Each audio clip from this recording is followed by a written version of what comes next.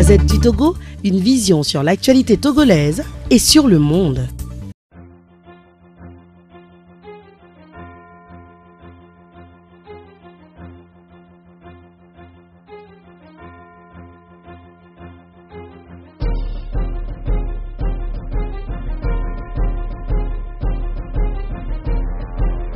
Professeur Dossé, bonsoir. Bonsoir.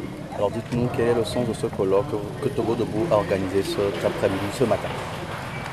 Disons que la société civile, dans sa grande diversité, et dans la diaspora, a jugé utile de se réunir pour se prononcer sur la crise que traverse notre pays depuis plusieurs mois.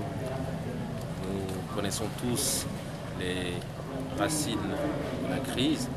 Beaucoup d'organisations de la société civile se sont prononcées unilatéralement, mais il était important que nous puissions tous nous retrouver dans le même projet pour refaire ce diagnostic ensemble, donc le diagnostic des racines de la crise, et ensuite proposer une solution qui soit une solution consensuelle, une solution dans laquelle les organisations de la société civile, les citoyens au Togo et dans la diaspora pourraient se retrouver. Et si nous avons, comme nous le pensons en tout cas l'avoir fait aujourd'hui, si nous avons l'assentiment de tous, puisque dans cette salle, vous l'avez certainement remarqué, c'était vraiment une pluralité de citoyens, des citoyens de la capitale, des citoyens venus de l'intérieur du pays, d'Apao, de Sokode, de Palimé, etc. Et même des gens qui se sont déplacés depuis les États-Unis, depuis la RDC, pour venir se prononcer. Donc ensemble, nous avons fait le diagnostic et ensemble, nous avons proposé des solutions. Ces solutions vont faire l'objet d'un plaidoyer en direction des institutions comme la CEDEAO, l'Union africaine, d'autres partenaires, les politiques, le gouvernement. Et c'est une manière pour nous en tout cas d'insister sur la position de la population, des aspirations populaires qui doivent être prises en compte dans la résolution du problème togolais. Nous attendons la feuille de route proposée par la CEDEAO. Nous pensons qu'il est légitime que la CEDEAO tienne compte des vraies aspirations du peuple togolais, qui veut le changement, qui veut une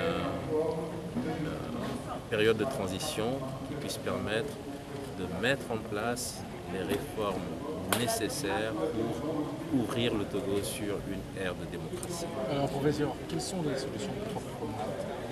Je vais insister sur les fondamentaux.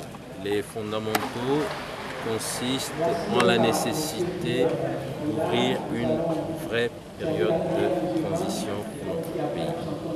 Il faut marquer une rupture avec la gouvernance que nous avons connue jusqu'ici, cette gouvernance qui a conduit le pays dans cette situation délétère. Il faut donc marquer une rupture avec cette gouvernance. Et une fois qu'on marque la rupture, c'est qu'on met en place un gouvernement de transition chargé d'instituer donc toutes les réformes nécessaires, comme je l'ai dit tantôt, pour avoir un véritable État démocratique. Les réformes constitutionnelles, institutionnelles, électorales et certains ont même ajouté judiciaires. Toutes ces réformes sont importantes pour que nous puissions, lors des prochaines élections qui marqueront la fin de la transition, confier les rênes du pays à un gouvernement légitime qui pourra nous conduire vers le développement. Alors n'êtes-vous pas quelque part en train de prendre la place des politiques? Nullement. Je pense que dans la défense des aspirations du peuple, les politiques ont leur place, mais la société civile également a sa place. Et si nous ne nous prononçons pas, je pense que c'est ça qui constitue plutôt une faillite de la société civile. Il est important que la société civile se prononce et qu'elle dise clairement sa position, qu'elle dise clairement ce qu'elle pense nécessaire pour défendre les aspirations légitimes du peuple togolais. La Gazette du Togo, une vision sur l'actualité togolaise et sur le monde.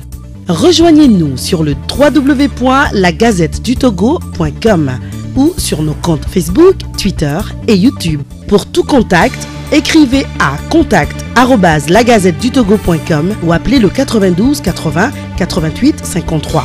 La Gazette du Togo, c'est l'information en continu.